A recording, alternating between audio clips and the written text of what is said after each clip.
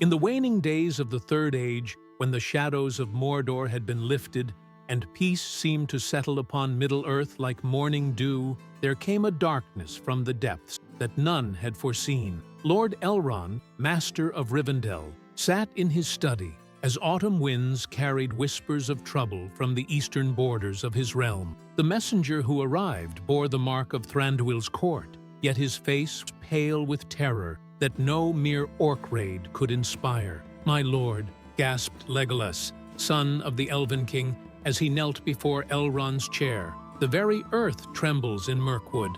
The trees speak of a stirring in the deep places, something that has slept since the Elder Days awakens." Elrond's eyes grew grave. He had felt it too, a disturbance in the music of creation itself, as if some discordant note had been struck in the foundations of the world. "Tell me what you have seen, young prince." 3 leagues north of my father's hall, the ground has split open, revealing stairs carved from black stone that descend into darkness beyond measure. From this chasm comes a sound, not quite horn, not quite song, that fills all who hear it with dread. My father's guards dare not approach within a furlong of the place. The Lord of Rivendell rose and walked to his window, gazing eastward toward the distant shadows of Mirkwood. "The gates of the silent deep," he murmured, as if the words carried the weight of ages. I had hoped that name would remain forgotten. Elrond summoned his most trusted counselors to the Great Hall, where ancient scrolls and maps were spread upon the marble table. Gandalf had departed Middle-earth, but his writings remained, and among them were references to places that predated even the rising of the sun and moon. In the days before Morgoth's first rebellion, Elrond began, his voice carrying the weight of centuries, when the Valar still walked openly in Arda. There were created certain strongholds to guard against powers that might arise from the depths of the earth itself. The gates of the silent deep were one such place, a prison and a seal, crafted by the Maiar at Manwë's command. Glorfindel, newly returned from a patrol of the borders, leaned forward. "What was sealed there, my lord?" "That which should not have been," came the reply. "The chronicles speak of Morgul Vras, the silent terror, not one of Morgoth's creatures, but something that existed in the darkness before the music of creation began. When the Ainur sang the world into being, there were discordant notes, themes that ran counter to Iru's design. Most of these were woven into the pattern and made to serve the greater good, but some few were too alien, too fundamentally opposed to creation itself." Legolas felt a chill run down his spine. "And now? The seal weakens? More than weaken," Elrond said grimly. "If you heard its voice, then the bindings are already failing. We have perhaps a turning of the moon before it breaks free entirely." The Elf Lord moved to an ancient map, its edges yellowed with age. His finger traced a path from Rivendell through the misty mountains and across Rhovanion to Mirkwood. "A company must be gathered, not of warriors alone, but of those who carry within them the light of the Elder Days. For only such light can hope to restore what was broken or seal what should never have been released." Word went forth from Rivendell by swift messenger and by more subtle means, the speech of birds and the whispering of stream. Within a week, an unlikely company had assembled in the house of Elrond. Gimli, son of Glóin, arrived first, his axe gleaming and his beard braided for travel. "The stonecraft of my people may be needed," he declared, "for if ancient dwarf work is involved in these gates, none know it better than we." From Rohan came Éomer, now king, bringing with him a small company of his finest riders. "Evil that threatens the peace we fought so hard to win shall not go unchallenged," he proclaimed. Most surprising was the arrival of Faramir, Prince of Ithilien, accompanied by his ranger. "The plants and beasts of my realm grow restless," he explained. "Something calls to them from the north." And they answered despite themselves. This touches all Middle-earth, not merely the woodland realm. But it was the last member of the company who gave Elrond the greatest hope. Galadriel herself came from Lothlorien, her presence like starlight made manifest. She bore with her an object wrapped in silk of silver, one of the 3 elven rings, Nenya, which she had not relinquished with the departure of Gandalf and Frodo. "The time has come for the last great working of the Rings of Power," she said simply. "Either we succeed in this task, or the shadow will return in a form more terrible than any we have yet faced." The company numbered 20 in all: elves, men, and one dwarf, each chosen not merely for skill at arms, but for the light that burned within them. As they prepared to depart Rivendell, Elrond spoke words of blessing and warning. "Remember this above all: what lies beyond the gates was never meant to exist in the light of day. It will seek to corrupt you, to turn your greatest strengths into weaknesses. Trust in one another and in the flame that Eru Ilúvatar placed in all his children." The company took the hidden paths through the misty mountain, avoiding the roads where possible. Even in these times of peace, there was wisdom in discretion when the errand was so dark. As they traveled eastward, the very air seemed to grow heavier, and more than once they found their horses shying at shadows that held no visible cause for fear. Galadriel rode at the front with Elrond, their faces grave as they felt the growing wrongness in the world around them. Behind them, Legolas served as scout, his keen eyes watching for any sign of the corruption they knew must be spreading from the opened gates. "The trees grow silent as we near Mirkwood," he reported on the 7th day of their journey. "Not the peaceful quiet of sleep, but the stillness of fear." Gimli, ever practical, had been examining the very stones of the path. "The rock itself is wrong," he muttered, hefting a piece of granite that should have been solid gray, but showed veins of sickly green. "Whatever poison seeps from this silent deep, it reaches even into the bones of the earth." They crested the last ridge before Mirkwood as the sun set behind them, painting the forest in shades of blood and shadow. What they saw brought even the brave hearts of Eomer's riders to silence. The great trees of the wood stood like pillars in a vast hall, but their leaves had turned black, and from their branches hung what looked like cocoons of spider silk, though no spider of Middle-earth had ever spun thread so dark. Worse still, from the depths of the forest came a sound, the same sound Legolas had described, but louder now, more insistent. "We are too late to prevent the awakening," Galadriel said, her voice carrying both sorrow and steel, "but perhaps not too late to prevent the breaking of Alban."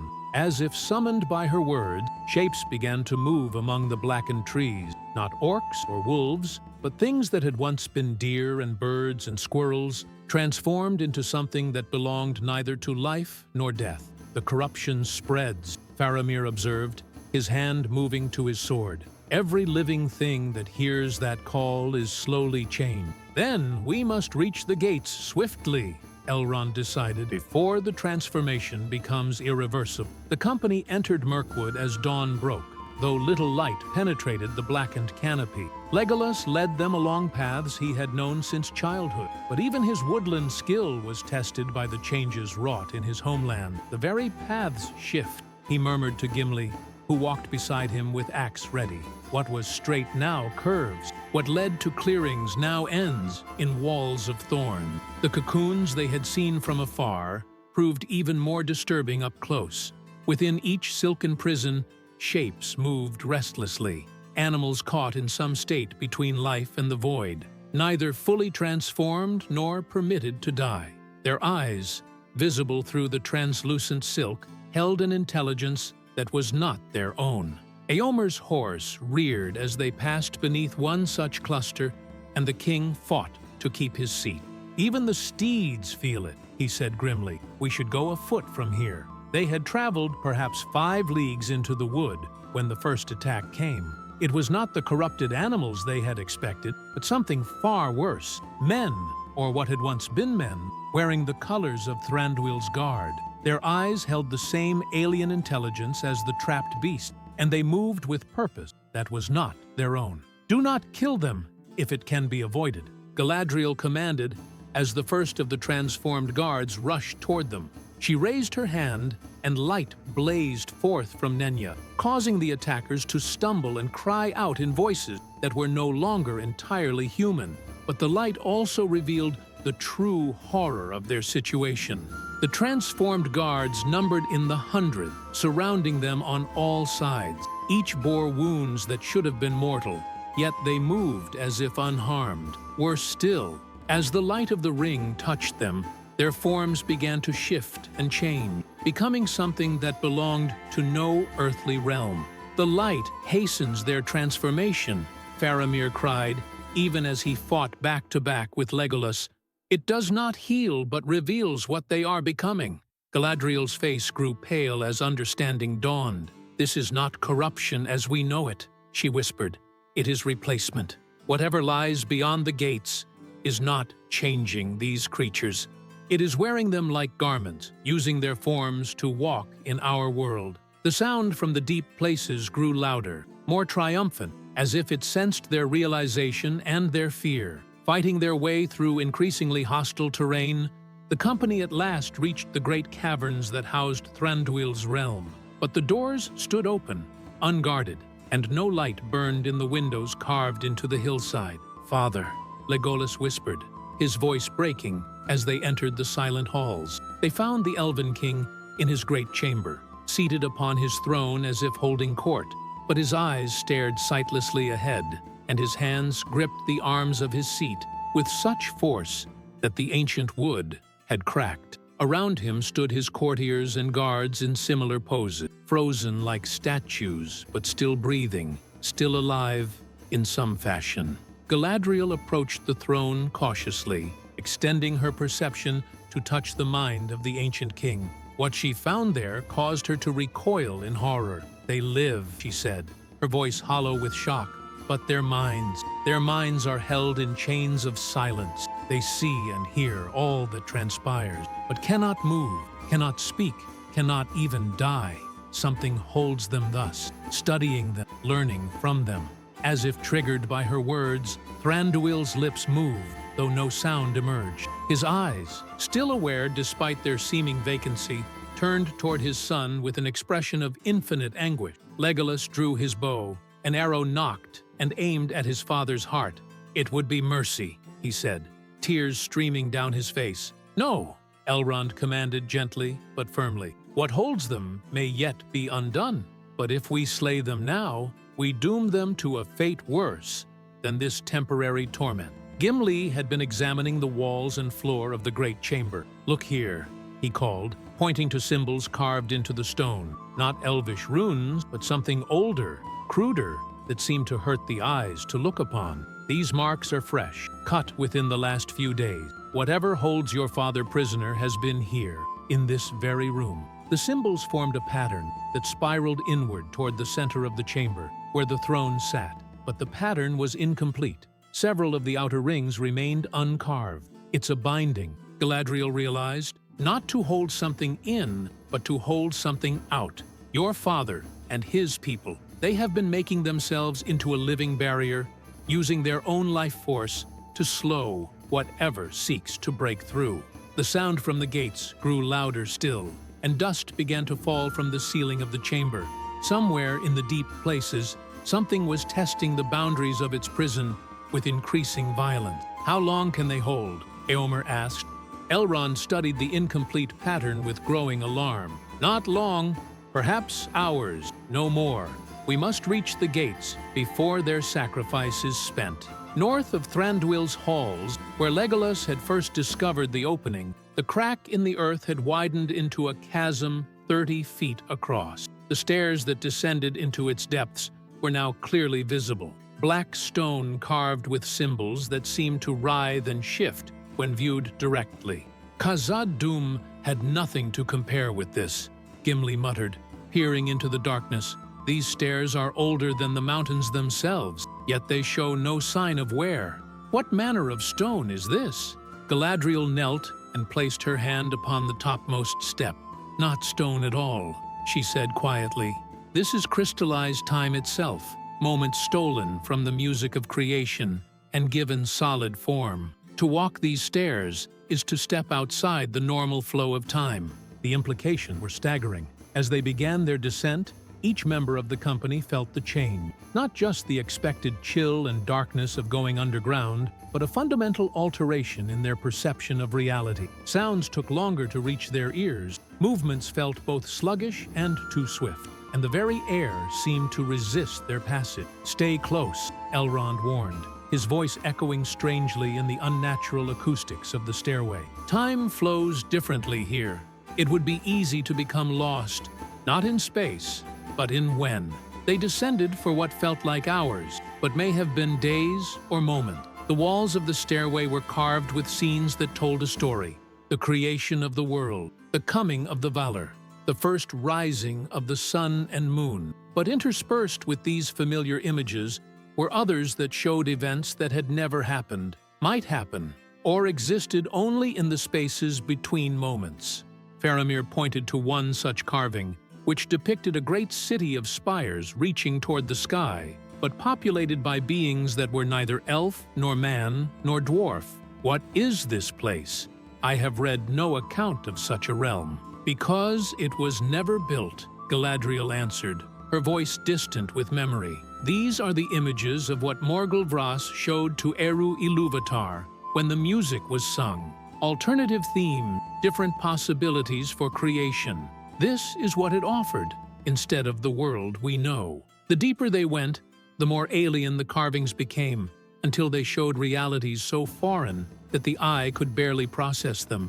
In these lower scenes, the very concept of life and death seemed different, and beings moved through landscapes that obeyed no natural laws. At last, after a descent that felt both eternal and instantaneous, they reached the bottom of the stairs. Before them stretched a vast hall, its ceiling lost in darkness above, its walls carved from the same crystallized time as the stairs. At the far end of this hall, barely visible in the strange, sourceless light that pervaded the space, stood two massive doors, the gates of the silent deep. The hall stretched before them like a cathedral built for giants, its proportions designed to humble any who entered. The doors at its far end seemed both impossibly distant and uncomfortably close, as if space itself was unreliable in this place between worlds. As they advanced across the polished floor, their footsteps echoing in harmonies that should not have been possible, shapes began to resolve in the shadows along the walls. Statues, they first appeared, figures of warriors in armor that belonged to no earthly realm. But as the company drew nearer, they could see that these were not carved stone, but beings of crystallized time itself. Guardians placed here to test any who would approach the gates. The first guardian stepped down from its alcove with movements that were both glacially slow and lightning quick. It wore armor that seemed to be made of frozen starlight, and its face was hidden behind a helm that reflected not their appearance, but their deepest fears. "I am the Guardian of Intent," it spoke, its voice like the grinding of continent. "You who would pass beyond the gates must first prove the purity of your purpose. Speak, mortal, and justify your presence in this place, where even the Valar tread with caution." Elrond stepped forward, his bearing regal despite the oppressive atmosphere. "We come to restore what was broken, to renew the seals that hold back that which would unmake creation itself." The Guardian tilted its head, studying them with senses beyond sight. "And yet, among you burns ambition, desire for power, fear of death, and hatred of enemies. You speak of purity while carrying corruption in your hearts. How then can you claim to serve the greater good?" It was Gimli who answered, his voice rough with emotion, but steady with conviction. "Because we know our faults, Guardian, and choose to act despite them. The pure of heart need no courage, for they face no temptation. We are flawed beings attempting a perfect deed, and that is all any mortal can ever be." The Guardian was silent for a long moment, then stepped aside. "Wisdom speaks through the least likely tongue. Pass, flawed ones, and may your imperfection be your strength." But as they moved deeper into the hall, the Guardian called after them, "Know this, the one among you who carries the greatest light also bears the greatest shadow. Before this day is done, you will face a choice between the world you know and the world you could create. Choose wisely." The words sent a chill through the company. for each wondered if the guardian spoke of them. Beyond the first guardian lay a circular chamber whose walls were lined with mirrors that reflected not light, but sound. Every word ever spoken in this place since the world's beginning echoed endlessly from surface to surface, creating a cacophony that threatened to drive listeners mad. In the center of the chamber stood another figure, not a guardian this time, but a prisoner. Chained with bonds of silver light was a being of terrible beauty.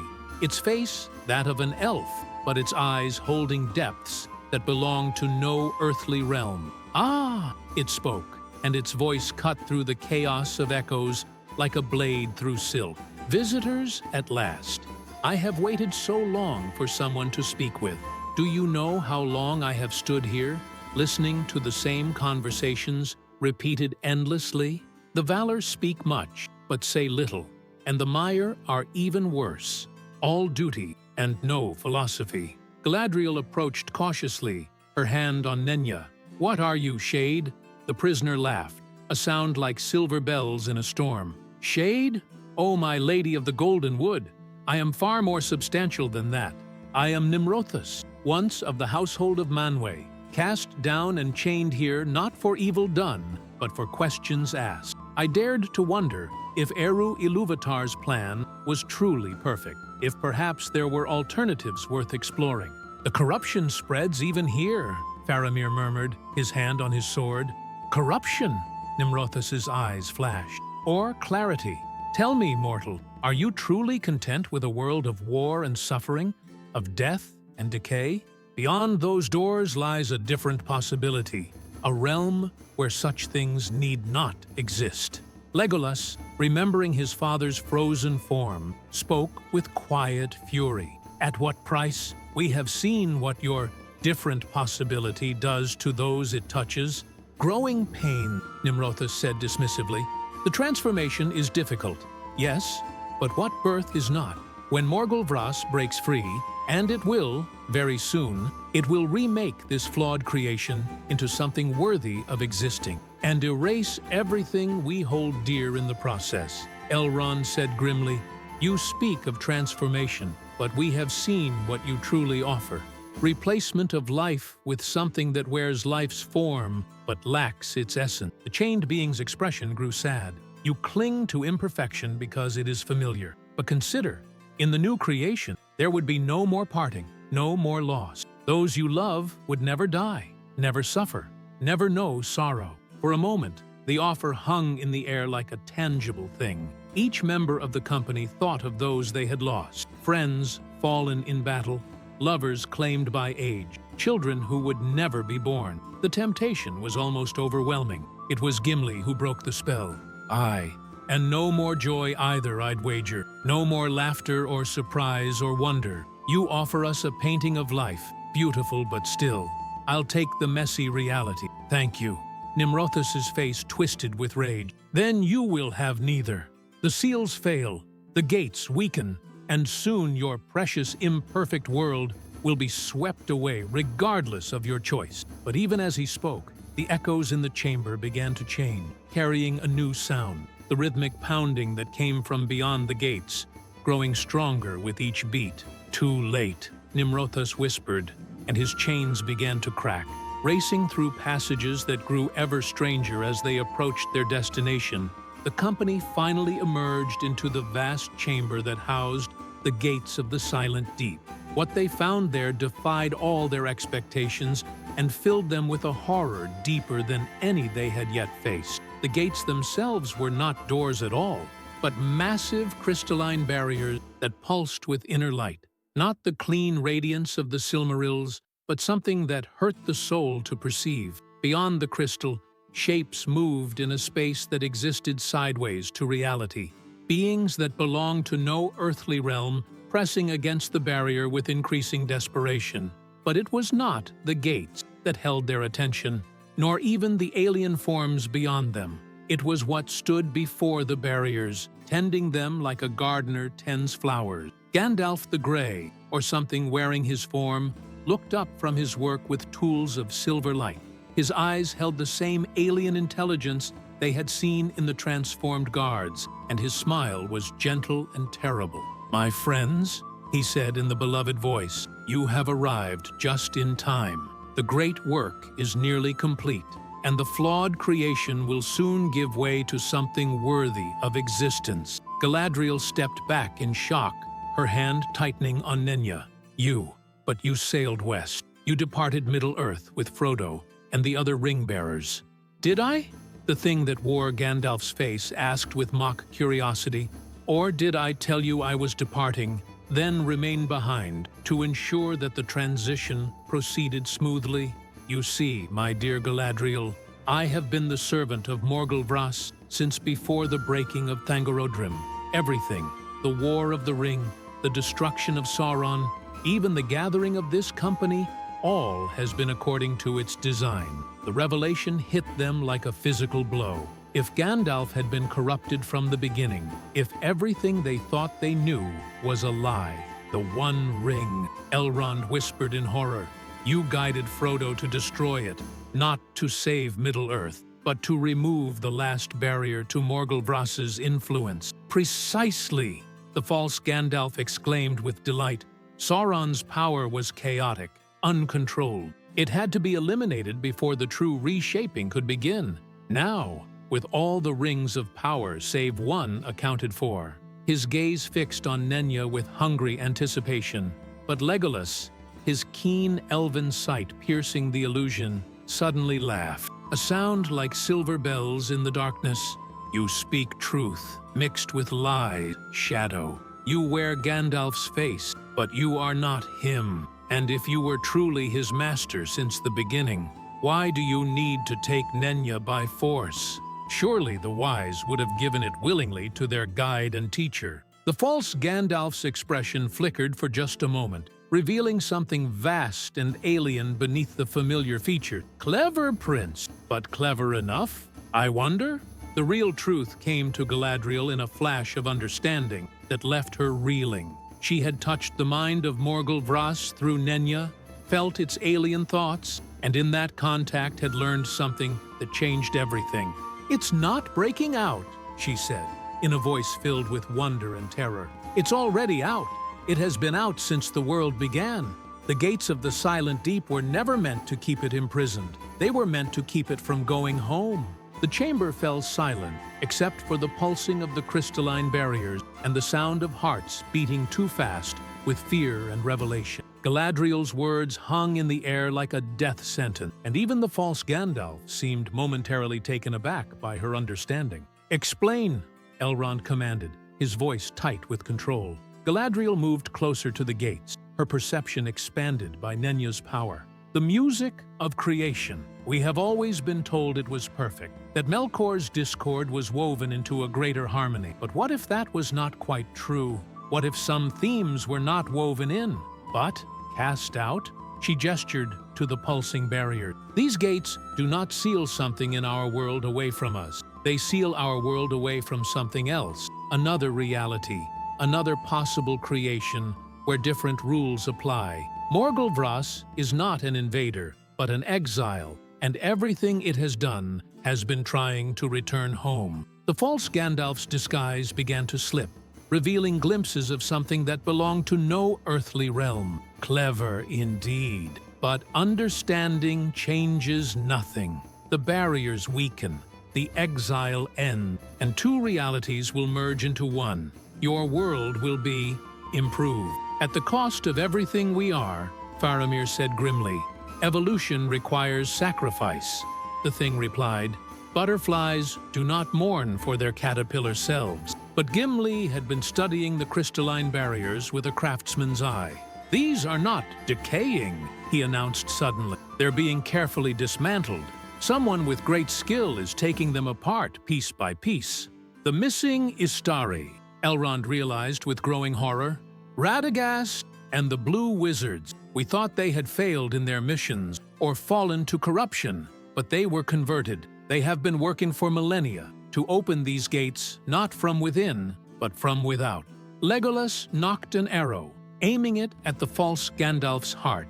"Then we stop you here, and now, with what?" The thing laughed, its voice now a harmony of tones that belonged to no single throat. You face not just me, but the combined will of entities that have had ages to prepare for this moment. Even now, the transformation spreads across Middle-earth. Soon, there will be no free minds left to oppose us. As if summoned by its words, shapes began to materialize in the chamber. The missing Istari, but changed beyond recognition, their robes replaced by armor of crystallized time, their staffs replaced by tools of unmaking. The battle that followed was unlike any they had fought before.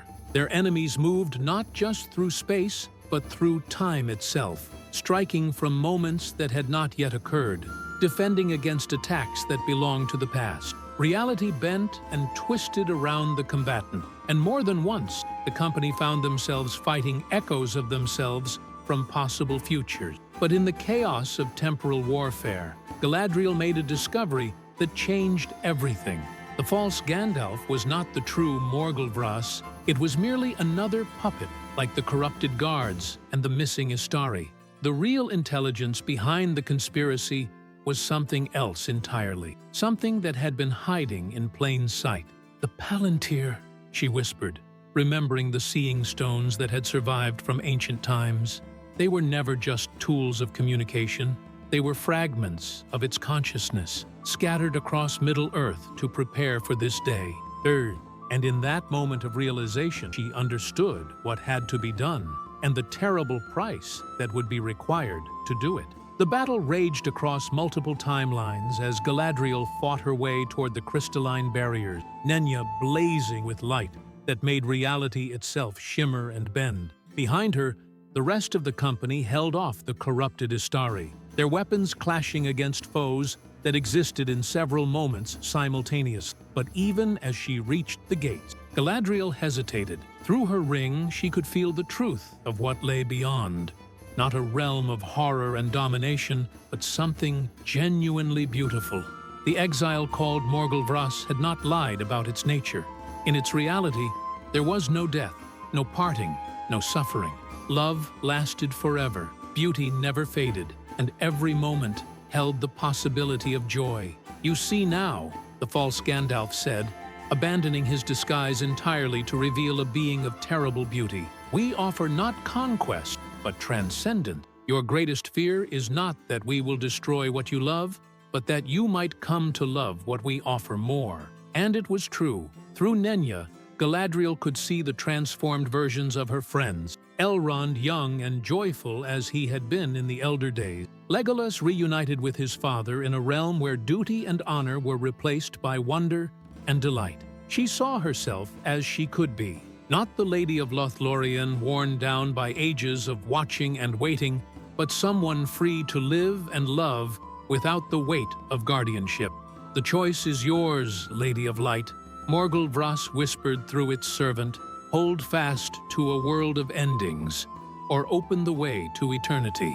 For a moment that lasted forever, Galadriel stood balanced between two realities. Behind her, her friends fought and bled for a world of flaws and limitations. Before her lay paradise, or something so close to it that the difference hardly mattered. In the end, it was not wisdom that decided her, nor duty, nor even love for her companions. It was something simpler and more profound, the recognition that choice itself was what made existence meaningful. In a perfect world, there would be no need for choice, no opportunity for growth, no chance to become more than what you were.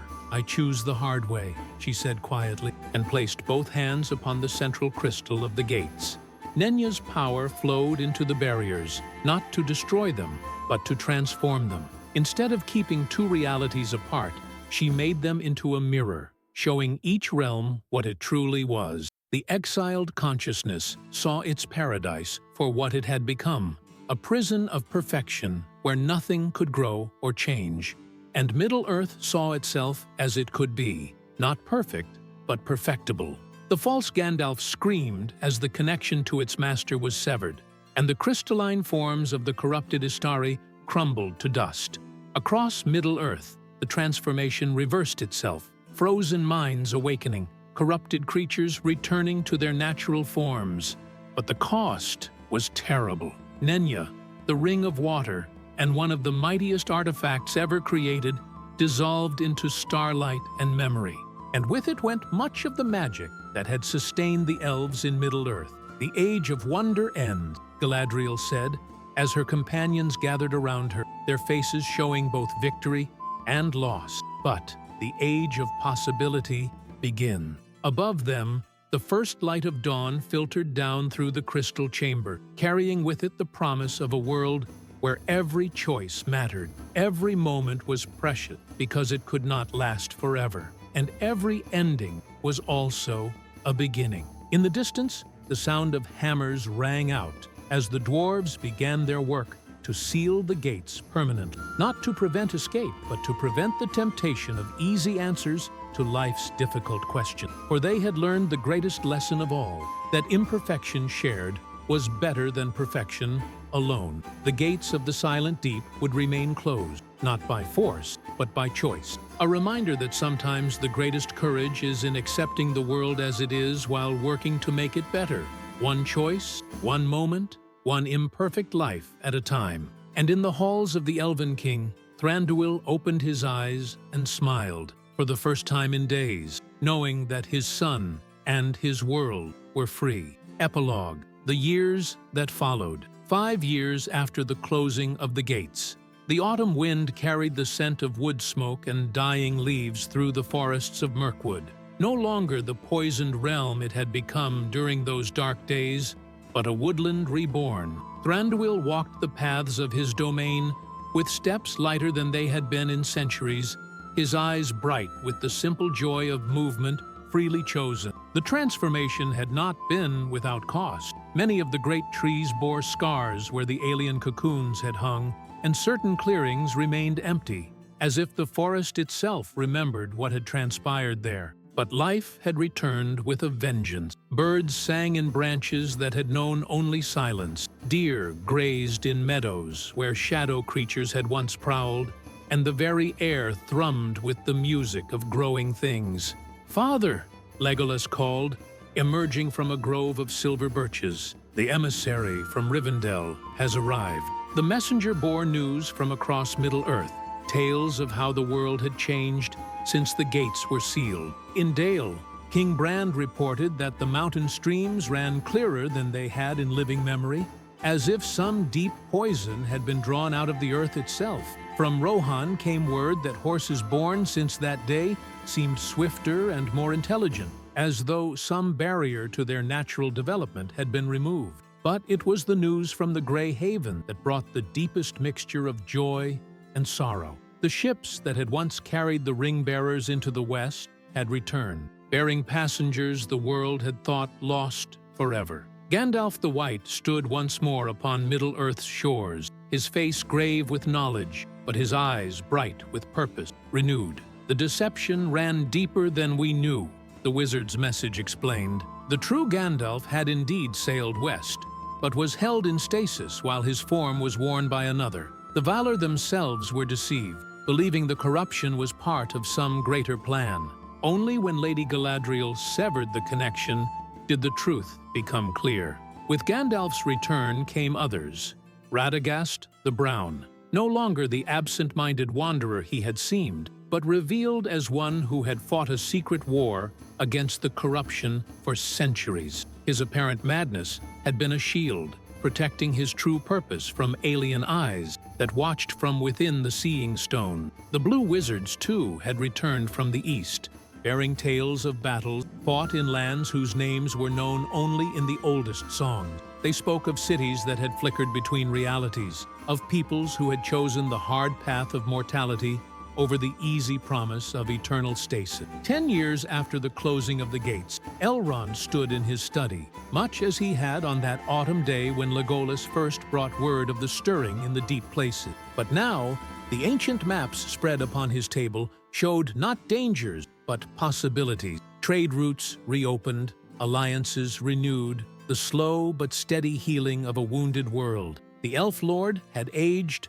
as all things must, in this fourth age of Middle-earth. The departure of Nenya's power had affected all the Eldar, but perhaps none more than those who had borne the Rings of Power. Yet with age came a different kind of wisdom, the understanding that endings were not defeats, but transformation. A knock at his door interrupted his contemplation. Arwen entered, her face showing the same gentle aging that touched all elvenkind now, but her eyes bright with news. "Father, word has come from Ithilien. Faramir's foresters have found something remarkable in the deepest woods. Groves where time itself seems to flow differently, where moments stretch like honey and years pass like heartbeat. They believe these are places where the barriers between realities grew thin but did not break, creating pockets of temporal strangeness. And what does the Prince of Ithilien propose to do with this discovery?"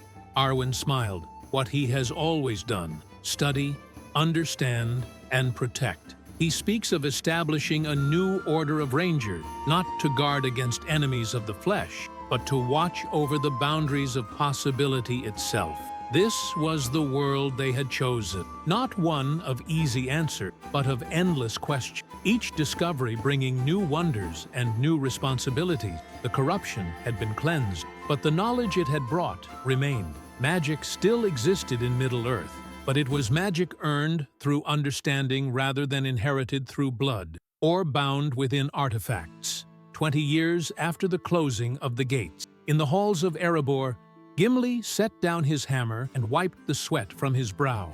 The work was nearly complete, a great seal forged not just of dwarf stone, but of all the peoples of Middle-earth. Elven mithril formed intricate patterns within dwarf-carved granite, while men had contributed iron blessed by the valor, and hobbits had woven grass and flowers into a living barrier that would grow stronger with each passing season. "It is done," he announced to the assembly that had gathered to witness this final act. Representatives from every free people stood in the great chamber, their faces reflecting both triumph and solemnity. Gandalf stepped forward, his staff no longer the symbol of power it had once been, but something humbler. A walking stick worn smooth by countless miles of travel. Let it be recorded in all the chronicles of all the peoples that on this day, the gates of the silent deep were sealed not by fear, but by wisdom, not by hatred, but by love for the imperfect world we have chosen to call home. The ceremony that followed was unlike any witnessed since the elder days. Songs were sung in languages that predated the rising of the sun, but also in the common tongues of farmers and craftsmen. Ancient blessings were spoken alongside simple prayers. Magic and mundane craft were woven together until they became indistinguishable. As the final seal was set in place, those present felt a change in the very air around them. It was not the dramatic transformation that had marked the breaking of the original bonds, but something subtler and more profound. The world seemed to settle into itself, like a house finding its foundations after years of shifting ground. 50 years after the closing of the gates, the memorial stood in a grove of golden Maliner trees, planted by Galadriel herself before she finally sailed west. The inscription, carved in both Elvish and the common speech, read simply, "To those who chose the difficult path, that others might choose at all." Legolas knelt before the stone, his hair now silver with age, but his eyes still bright with the wonder that had never left him. Beside the memorial grew a single flower unlike any other in Middle-earth, neither fully of this reality, nor entirely alien, but something between, a reminder of possibilities both embraced and rejected. "Do you ever wonder if we chose correctly?" he asked the wind, half expecting an answer. The response came not in words, but in the laughter of children playing in the distance, in the song of birds that had learned new melodies, in the rustle of leaves that spoke of seasons yet to come. This was the answer the world gave, not perfect, never perfect, but alive with potential. In the years since the gates were sealed, Middle-earth had prospered in ways both expected and surprising. Wars still came, but they were smaller, more human in scale. Love still ended in parting, but the parting seemed less bitter for being chosen rather than imposed. Death still claimed all mortal things, but life had grown richer for the knowledge of its temporary nature.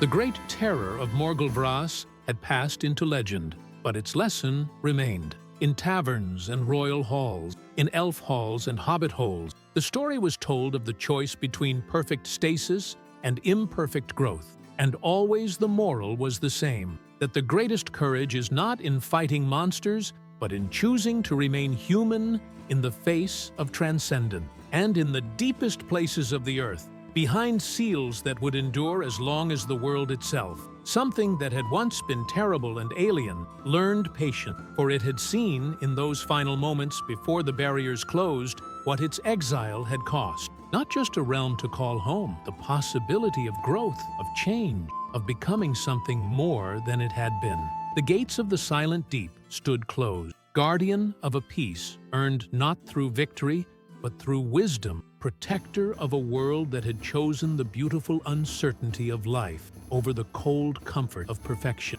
And in that choice, Middle-earth had found not just survival, but a new kind of magic, the magic of what could be, rather than what was or what had been. The Fourth Age had truly begun,